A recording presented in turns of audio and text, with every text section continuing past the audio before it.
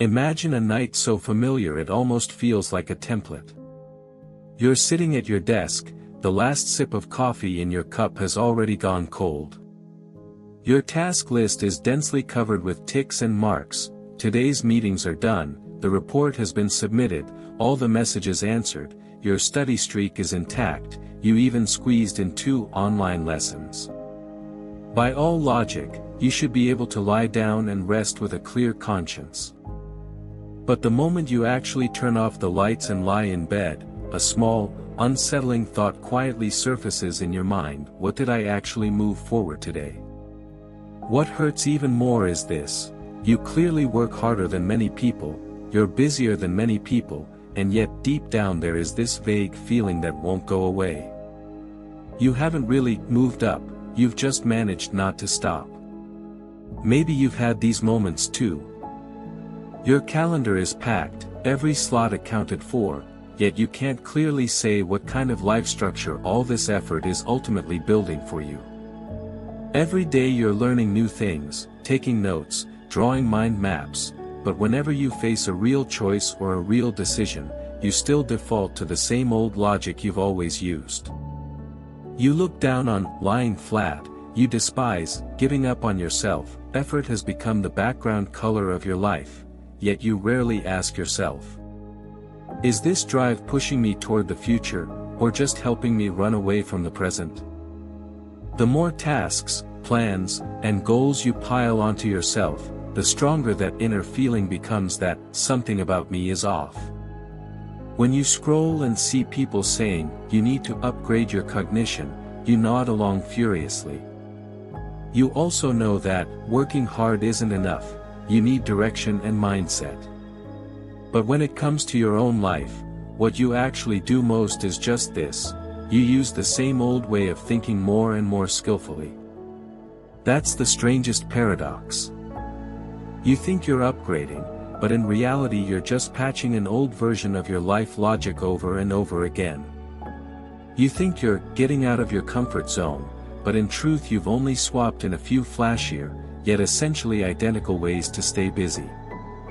You think you're controlling the rhythm of your life, yet the moment you stop, panic hits, because you don't really know. If I stop being busy, what's left of me? You were taught to work hard, be disciplined, aim upward, and you really have done a lot and stuck with a lot.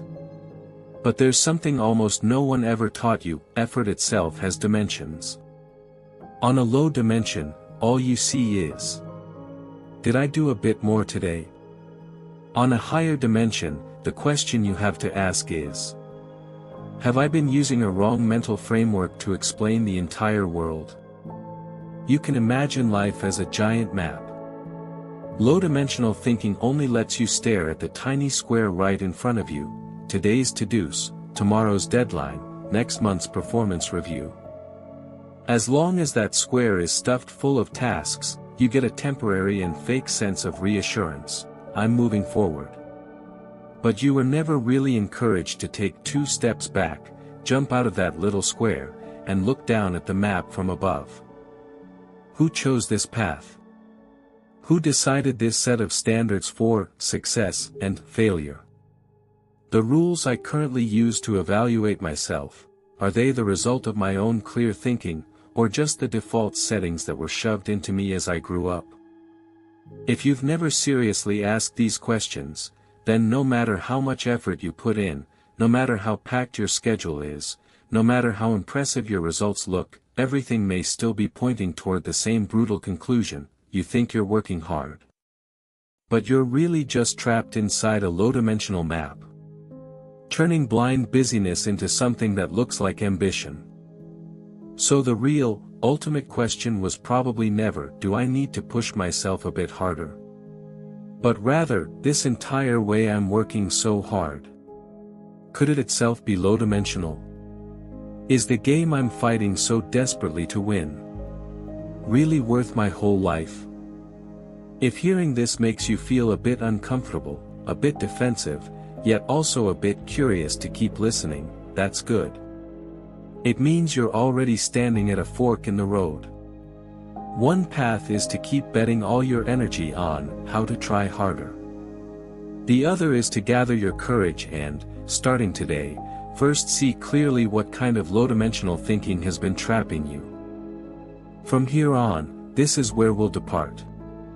Instead of only examining your schedule, we'll start dismantling the invisible operating system you've been using. To understand the world, and to understand yourself. To really see this predicament, you first have to admit something pretty brutal. The way you look, very hardworking, right now didn't suddenly appear in the last few years. It was slowly trained into you by an entire environment, an environment that was never designed for awakening, but for usability. From a very young age, you were placed on a standard assembly line. Teachers asked, "What's the correct answer?" Almost never, "What do you think?" Exams only cared about your score, not whether you simply crammed or genuinely understood the logic. Parents praised you for being obedient, sensible, no trouble, self-motivated, not for daring to ask, daring to question, or daring to say no. So your brain was trained to understand the world in an extremely low-dimensional way. A problem must have a correct answer, effort should bring an immediate return, obedience leads to approval, busyness earns recognition. Over time, you internalized a very useful survival logic. As long as I rush forward at the pace others expect of me, I'm doing the right thing. You think this is responsibility and ambition. But from Jung's perspective, it looks much more like you've been crafting a socially celebrated persona, a mask that says, "I'm sensible, I don't trouble others, I get things done." As long as you wear this mask, you receive applause, praise, and opportunities in a steady stream. The problem is this: over time, you can no longer tell whether you are using this identity, or whether this identity has completely taken over you. Jung has a line that fits perfectly here: when the outer role becomes too successful, the inner truth is quietly exiled. A large part of your current low-dimensional effort is not actually about becoming who you are, but about making sure this successful role never crashes. Look one layer deeper. How does your brain get hijacked by this low-dimensional logic? From the perspective of the nervous system, humans naturally chase two things. A sense of certainty, I know what I'm doing, I know what comes next. And a sense of reward, if I do something, I get feedback quickly, preferably positive feedback. Low-dimensional cognition happens to satisfy both perfectly. You create a to-do list, every tick mark is a little reward.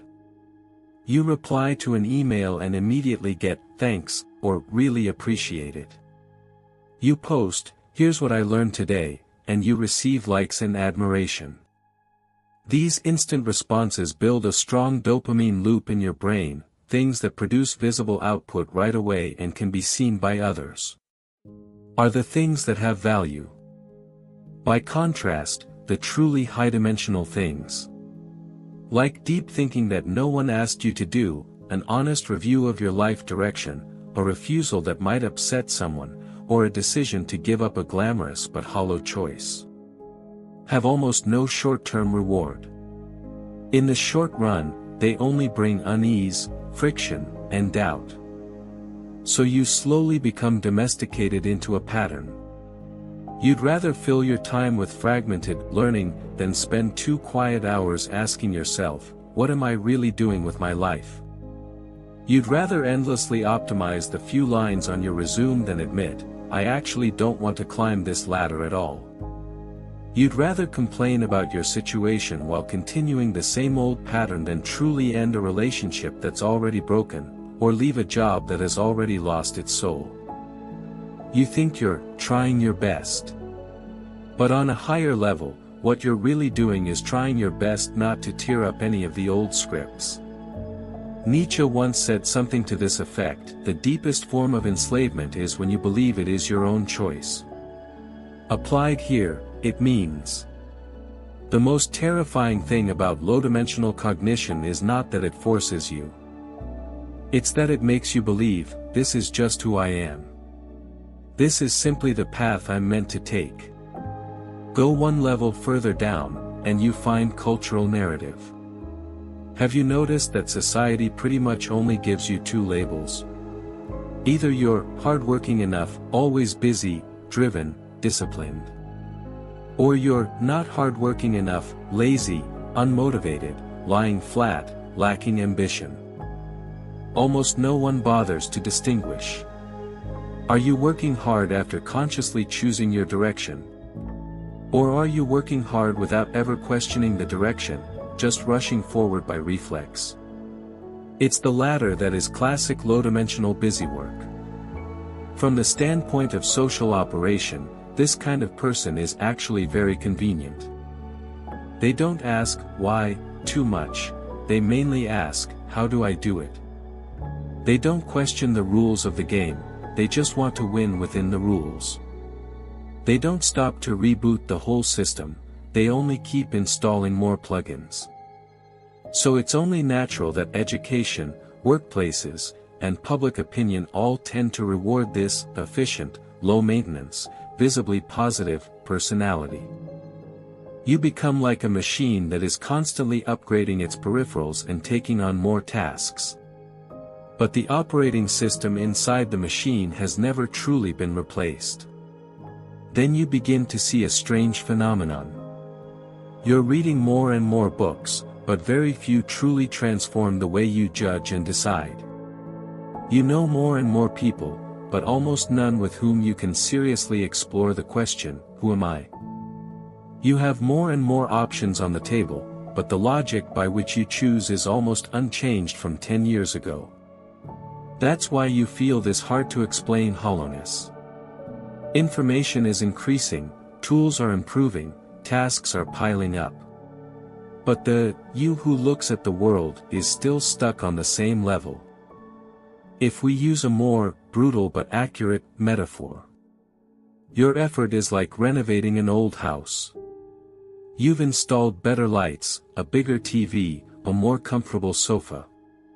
But you've never opened the windows. And you've never asked, is this house even built in the kind of place I want my life to be? What Jung and Kierkegaard are both trying to remind you of is precisely this. Jung cares whether you are living from the self, your true inner center, or merely living inside your persona and collective expectations. Kierkegaard says the deepest despair is not poverty or failure, but that throughout your entire life, you have never truly become yourself. When you put all your energy into making the mask more perfect, you have very little left to ask the one question that actually decides your fate. If I didn't use this particular set of standards, how else could I exist? By now, you can probably feel it. This is not simply about too many tasks or poor time management. You've been tightly bound by an entire low-dimensional worldview. One that tells you what counts as value, how to see failure, and how to treat yourself. And the truly frightening part is not just that. What's even scarier is this.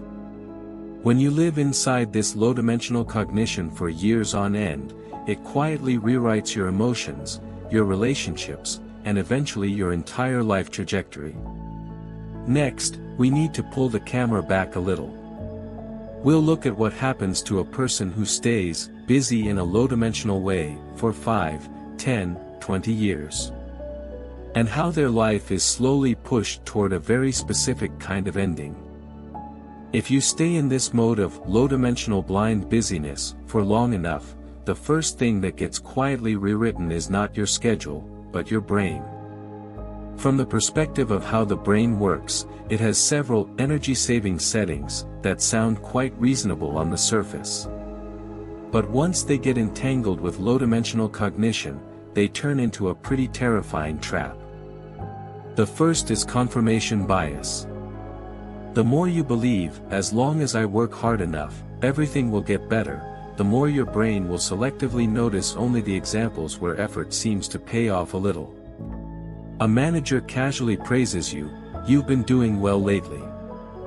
A friend says you're so disciplined.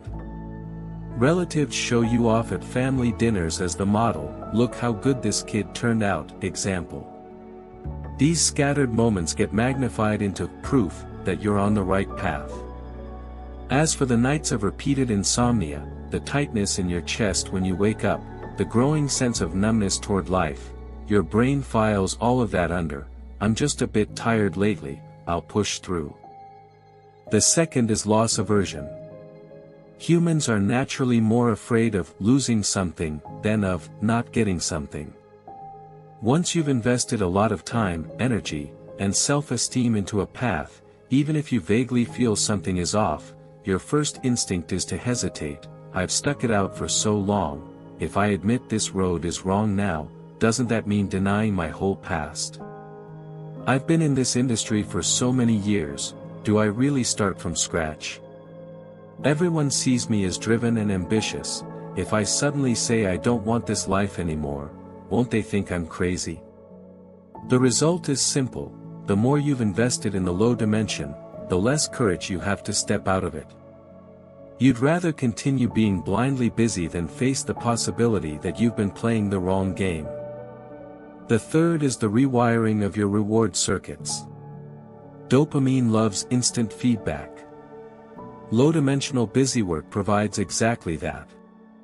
Crossing off a to-do, clearing your inbox, finishing a course, completing a daily check-in, every small "done" gives you a little biochemical pat on the head. Over time, your brain starts to prefer efforts that are easy to measure and immediately visible. You naturally gravitate toward tasks where you can see output at once, learning activities that leave a visible trail to show off, and forms of busyness that others can instantly notice. Then your relationships begin to deform. Under low-dimensional effort, you're quietly pushed toward one of two extremes. Either you always play the sensible, capable, reliable one in your relationships. You automatically clean up other people's messes, become their emotional trash can, act as the ever-available adult. In return, you get "you're so good to me," while slowly losing the chance to be deeply understood. Or you lose patience with any relationship whose value can't be verified quickly. Deep conversations feel too slow, emotional bonds too vague, ambiguous connections too draining. You drift instead toward quick, shallow interactions, likes, comments, short chats. It looks like you know many people, but very few ever truly enter your inner world. Over time you settle into a very typical state, high functioning on the outside, chronically depleted on the inside. To other people, you're the one who can handle things, stay late, push forward, solve problems, keep striving. To yourself, you feel like a device that is permanently online and never powered off. Your battery never quite hits zero, but it also never truly feels full. You think you're just a bit tired lately, or kind of annoyed recently, but in fact your threshold for feeling joy is rising. You need more and more to feel even a little satisfied.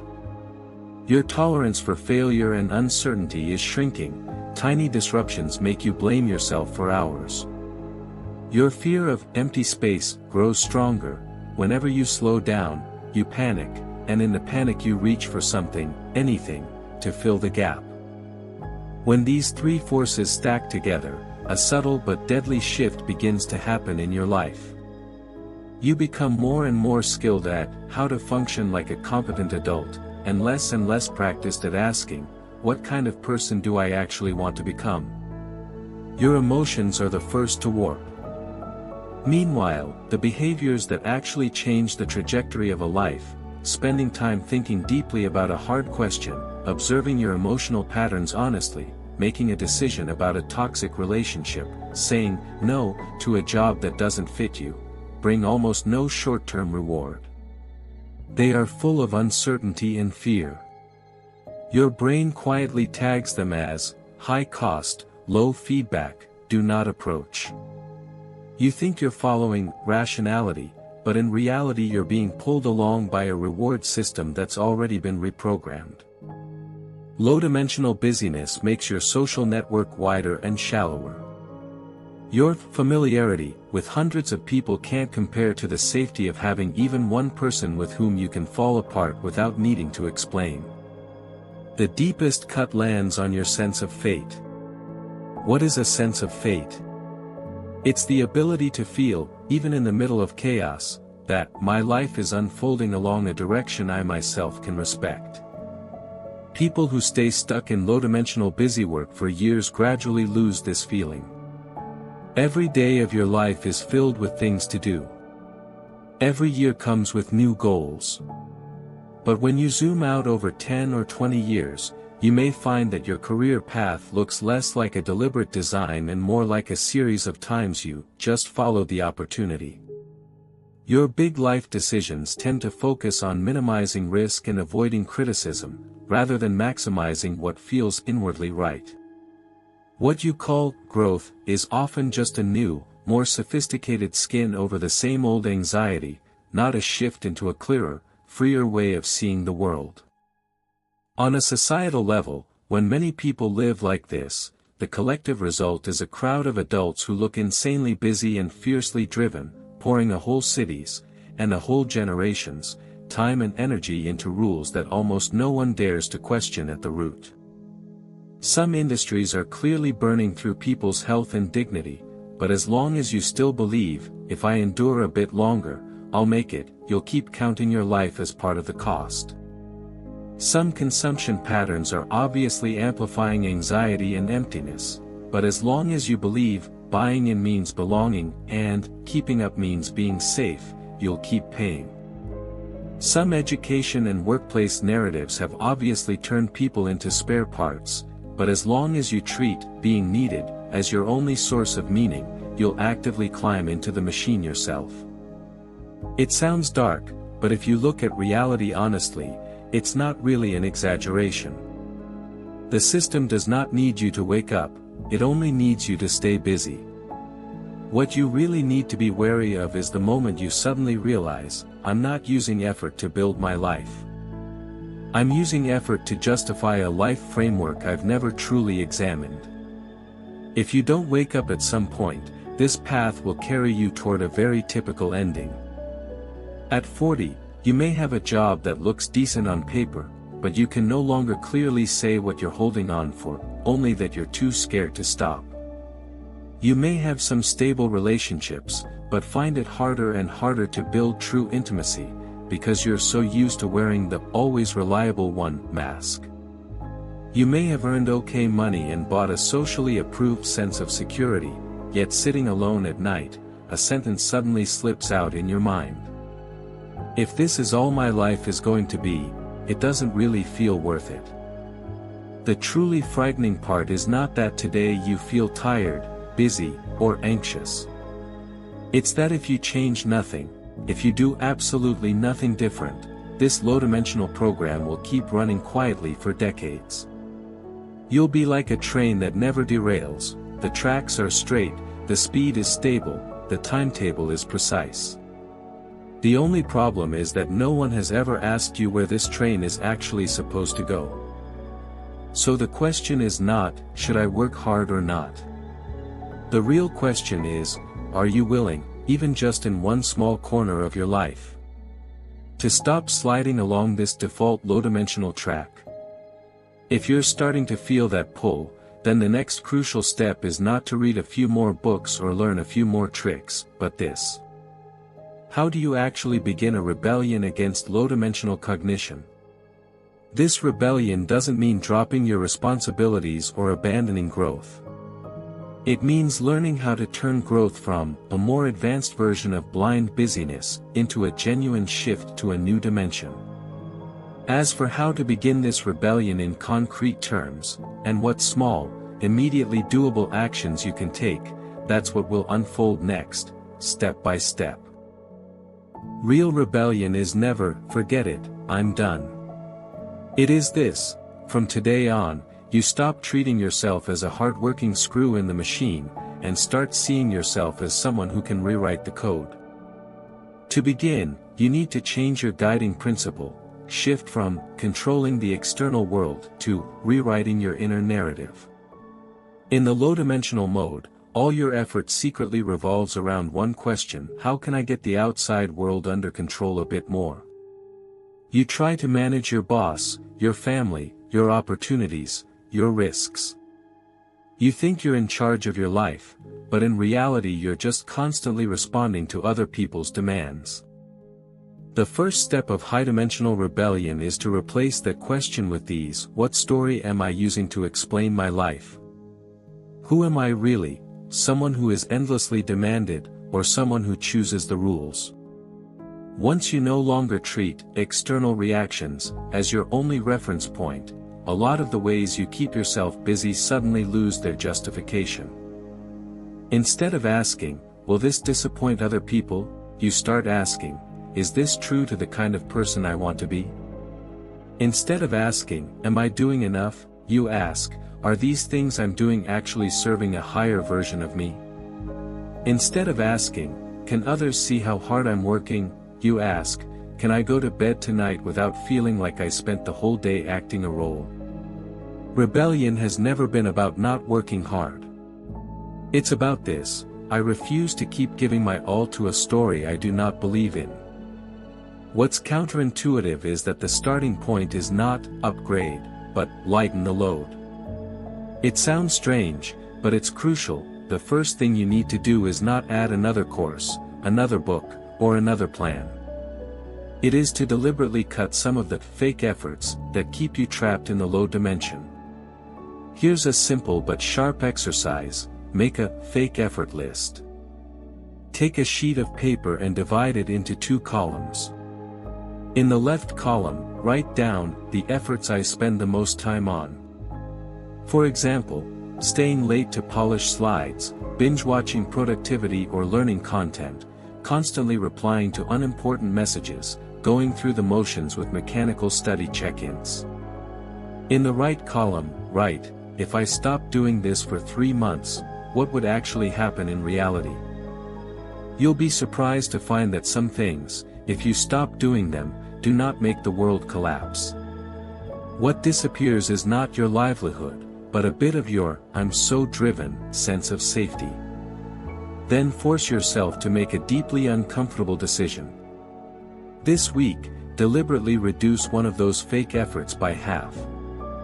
Don't eliminate it completely, just cut it down. Your only task is to observe what really happens when you are no longer quite so useful. Someone might be disappointed. That's possible. But does the world fall apart? Usually not. And inside you, something new starts to grow, that shock of discovering, so I don't have to work this hard just to keep everyone happy. In that moment, you're not slacking off. You're doing something profoundly high-dimensional. You're dismantling the old belief that only if I keep doing, the world won't abandon me. Next comes the rewriting of your identity, giving yourself a different game role. Low-dimensional thinking defaults to a single identity: I am someone who must constantly prove I deserve everything I've got. From there, your behavior pattern becomes, do more, then do even more, and never stop. Now we try a new identity: I am someone who is designing and testing my own life system. This is not just motivational fluff, it is a practical, usable perspective. Write a short, new identity statement. On paper, start with, I am the one who, and finish the sentence, not as a job title or status, but as the perspective from which you want to live your life.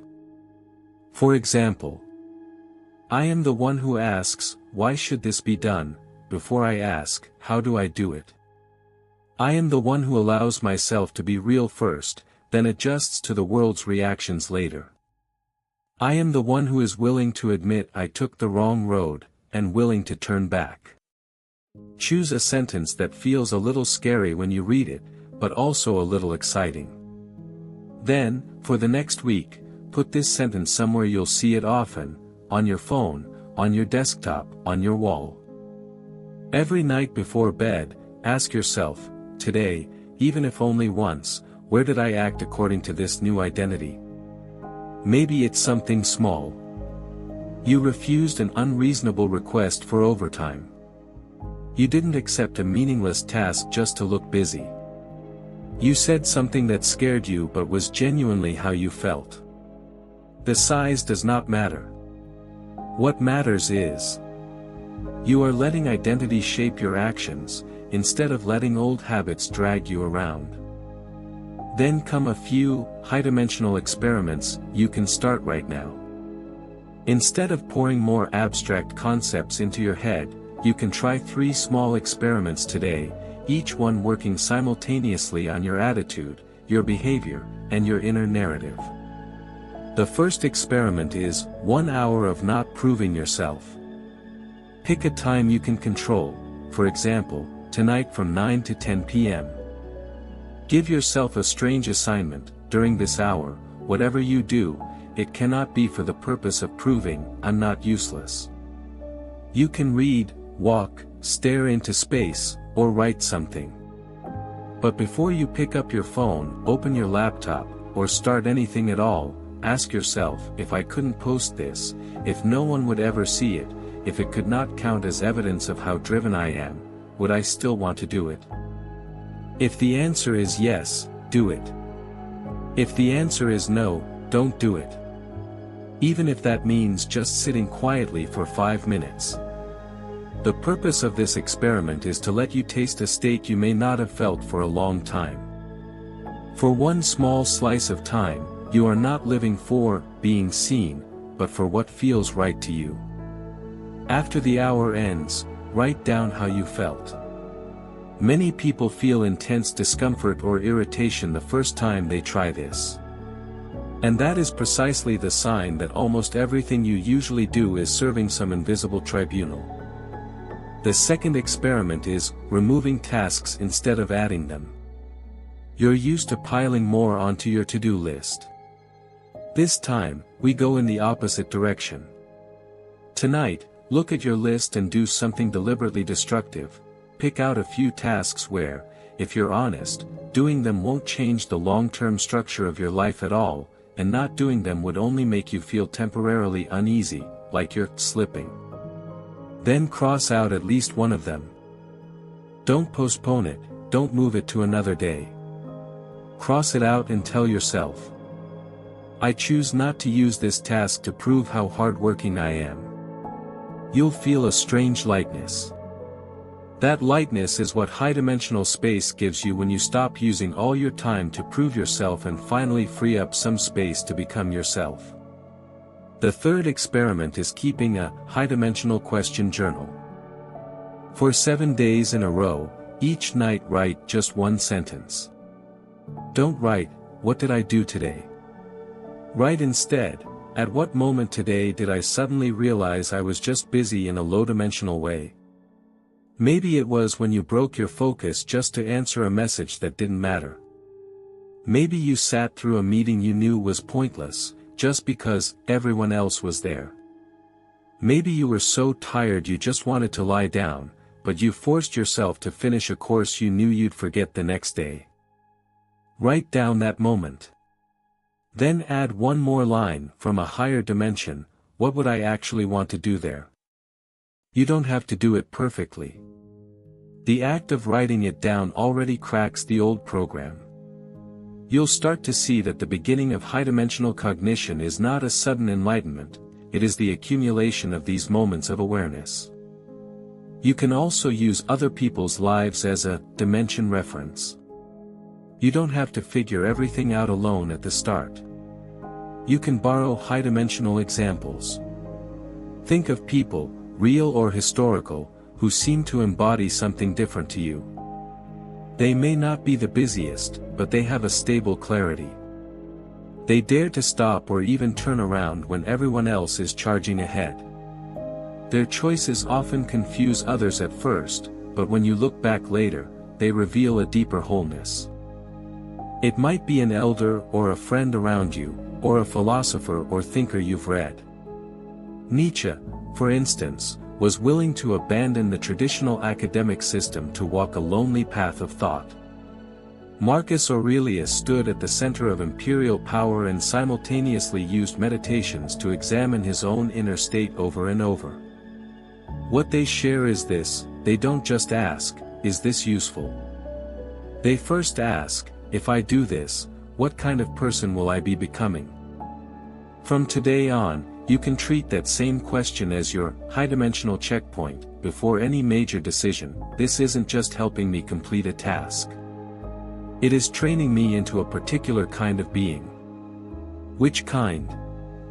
Once you get used to measuring actions by their impact on your way of being, you've already taken your first step out of the low-dimensional cage. You will not jump from low dimension to high dimension overnight. You also don't need to blow up your entire old life in one go. What you truly need is to use one experiment after another, one imperfect decision after another, one instance after another of being a little less convenient, to slowly grow a new feeling inside. I don't just have to answer to the old map anymore. I can answer to a larger version of myself. And when you reach that point, you'll begin to sense a truth that is both more shocking and more gentle. Maybe the most important upgrade in your whole life was never about turning yourself into an incredibly efficient tool. It was about finally realizing you were never a tool to begin with. You are the one who can choose the game and rewrite the rules. As for what this ultimate truth really is, and how it can completely overturn your ideas about effort, success, and failure, we'll unfold that, piece by piece, in the final part. You begin to understand that real effort is not polishing yourself into a flawless screw.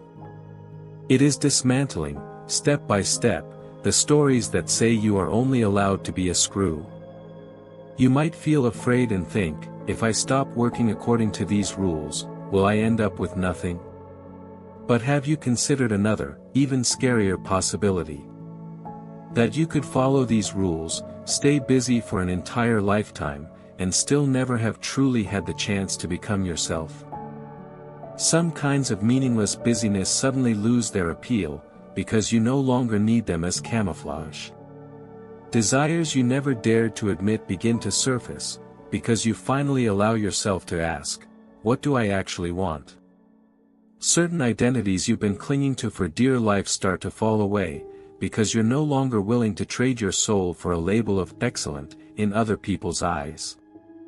You're not really living, you're writing a daily work report that could be inspected at any moment. But if one day you dare to change the story from, I must prove through effort that I'm good enough, to, I am already a whole person. Effort is simply the way I choose to relate to this world. You'll feel everything start to loosen.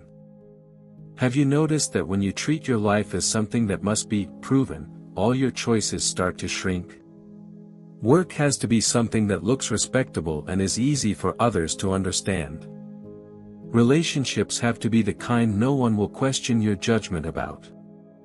The things you do have to be things you can immediately hold up as talking points. Even rest has to be packaged as, so I can come back and work better. You think you're climbing upward. But in reality, you're just avoiding a fall, from one angle after another. True high-dimensional transformation begins the moment you allow one utterly disruptive idea to enter your system. Maybe I'm not a person who was born lacking and needs to constantly make up for it. Maybe I've just been living inside a story that's always been too small and too narrow for me. So behind everything you do, there's an invisible premise running in the background. I'm not enough yet, I have to push a little more. If I stop, I'll be eliminated. If I pause, the world will find out I'm actually just ordinary. All your effort is a desperate attempt to plug one leak. I'm not good enough. If we pull one main thread out of everything we've just talked about, it really comes down to a single sentence: what determines the height of your life has never been how hard you work, but who you believe you are. In low-dimensional thinking, what you've been quietly believing all along is, I'm someone who has to keep working harder just to barely deserve what I have. Imagine a scene. It's that same ordinary night. There's a laptop on the table, a cup of coffee, and a book you've been telling yourself you'll read when you have time. The old you would almost automatically open the task list and look for one more thing to squeeze out of today as output. This time, you make a small but fundamentally different move. You close all the windows. You give yourself just 10 minutes. You stop asking, what else can I get done? And instead, you carefully write down a single question: if I no longer had to prove that I am worthy of love and respect, what would I actually want to give my attention to? You won't have a clear answer right away. You might even feel empty, uneasy, a little lost. But those 10 minutes bring you closer to your real life than many of your all-nighters and countless hours of mechanical learning. Because in those 10 minutes, you're not killing yourself for the old map. You're doing something much bigger.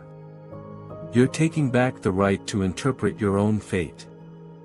Bit by bit, you'll start to see that the true meaning of high-dimensional cognition is not about throwing around complicated concepts. It's about daring, at each seemingly trivial moment, to ask the questions most people are too tired or too scared to ask. Is this busyness driven by fear, or by choice? Is this effort amplifying something I actually believe in, or just propping up a script I stopped believing in long ago? If the me 10 years from now were standing here, how would they judge the decision I'm making today? Once you get used to seeing yourself from this angle, you stop being the person dragged around by work schedules, to-do lists, KPIs, and social expectations. You gradually return to being the person who can decide, what kind of human do I want to become? Instead of only being able to answer, how much did I get done today?